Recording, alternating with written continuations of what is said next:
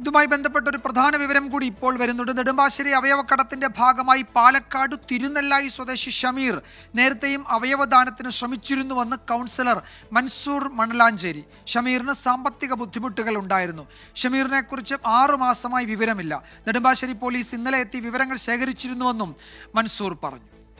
ഇദ്ദേഹം അവയവദാനത്തിന് ഒരു ശ്രമം നടത്തിയിട്ടുണ്ടായിരുന്നു. അതിൻ്റെ ഭാഗമായിട്ട് പാലക്കാട് സൗത്ത് പോലീസ് അന്വേഷിച്ച് വന്നിട്ടുണ്ട്, പോലീസ് വെരിഫിക്കേഷൻ വന്നിട്ടുണ്ടായിരുന്നു. അപ്പോഴാണ് ഇതുമായി ബന്ധപ്പെട്ടുകൊണ്ട് കാര്യങ്ങൾ അറിഞ്ഞത്.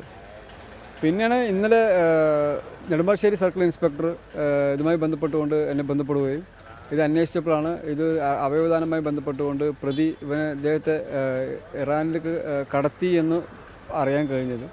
ഇന്ന് കാലത്ത് സ്പെഷ്യൽ ബ്രാഞ്ചും ക്രൈം ബ്രാഞ്ചും അതിനെക്കുറിച്ച് അന്വേഷിച്ചിട്ടുണ്ടായിരുന്നു.